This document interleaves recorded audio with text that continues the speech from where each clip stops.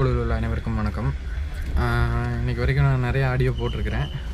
இன்றைக்கி ஒரு வீடியோ பதிவு போடுறேன், ஒரு சேஃப்டி பற்றி, ரோட் சேஃப்டி பற்றி. அதாவது இன்றைக்கி நிறைய பேர் டூ வீலர் கார் நம்ம மீனாட்சிபுரம் சுற்று வட்டார பகுதியில் கார் டூ வீலர்ஸ் எல்லாம் வந்து இப்போ ரொம்பவே பெருகிருச்சு. இப்போ டூ வீலர் ஓட்டுறதுனா கம்பல்சரி அவங்ககிட்ட லைசன்ஸ் வேணும். அதே போல் வண்டிக்கு இன்சூரன்ஸ், ஆர்சி, எஃப்சி வந்து கரண்ட்டில் இருக்கணும். இப்போ நீங்கள் ஒரு வண்டி டூ வீலர் ஓட்டுறீங்கன்னா அந்த வண்டி முடிஞ்ச அளவுக்கு உங்கள் பேரில் வச்சுக்கோங்க. அப்படி உங்களுக்கு அட்ரஸ் ப்ரூஃப் பிரச்சனை அப்படின்னு இருந்தால் உங்கள் ஃபேமிலியில் யாராச்சும் பேரில் கம்பல்சரி நேம் ட்ரான்ஸ்ஃபர் பண்ணி அவங்க பேரில் கரெக்டாக இன்சூரன்ஸ் வச்சுருக்கணும். அதே மாதிரி டூ வீலர் ஓட்டுறவங்க அவங்க லைசன்ஸ் கம்பல்சரி வச்சுருக்கணும். ஒன்றுமில்லை, ரோட்டில் போகிறீங்க, எதிர்வார விதமாக நடக்கிறத ஆக்சிடெண்ட், யாரும் வேணும்னு தெரிஞ்சு பண்ணுறது கிடையாது. அந்த மாதிரி சமயத்தில் நீங்கள் ஒரு கவனக்குறைவால் வண்டி ஓட்டுறது மூலமாக, இயக்கிறது மூலமாக ஒரு ஆக்சிடெண்ட் ஆகிடுது. அவங்களுக்கு வந்து ஒரு கால் ஃப்ராக்சர், கை ஃப்ராக்சர், அந்த மாதிரி ஒரு சூழ்நிலை ஆகுது. அப்போது அவங்க பர்சனலாக ஹெல்த் இன்சூரன்ஸ் எடுத்திருந்தாங்கன்னா அதை கவர் பண்ணிக்கலாம். இன்கேஸ் எல்லோரும் ஹெல்த் இன்சூரன்ஸ் எடுத்திருப்பாங்கன்னு பார்த்தீங்கன்னா கிடையாது. அதுவே உங்கள் வண்டியில் இன்சூரன்ஸ் இருந்ததுனால், ஆப்போசிட்டில் இருக்கிறவங்களுக்கும் லைசன்ஸ் இருந்து உங்களுக்கும் லைசன்ஸ் இருந்தால் கம்பல்சரி அவங்களுக்கு ஆகக்கூடிய மெடிக்கல் செலவை வந்து இன்சூரன்ஸ் கம்பெனிக்காரன் ஏற்றுக்குவோம். அதாவது பேப்பர் வைஸ் கரெக்டாக இருந்தால் மட்டும்தான்.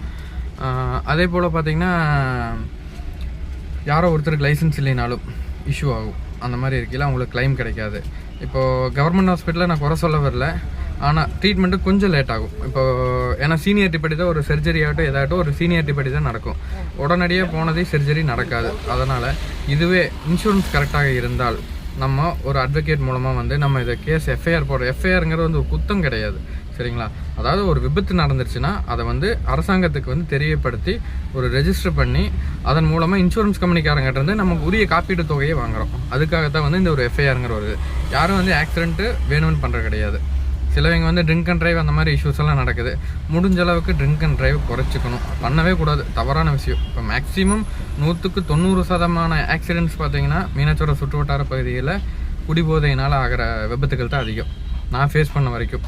அதனால் தயவு செஞ்சு எல்லாருமே கொஞ்சம் மற்றவங்க உயிர், நம்ம உயிர், மற்றவங்க உயிர் எல்லாம் ஒன்று. உயிருங்கிறது ஒரு வந்து மிகப்பெரிய ஒரு விஷயம்.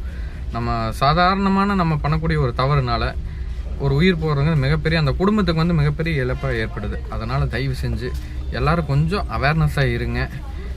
மேலும் இதை பற்றி நிறைய வீடியோஸ் இனி நான் ஃப்யூச்சரில் போடுறேன். தயவு செஞ்சு எல்லாருமே வந்து பேப்பர் வைஸ் வண்டி கம்பல்சரி தேர்ட் பார்ட்டி இன்சூரன்ஸ் வந்து 850 ரூபா வரும்.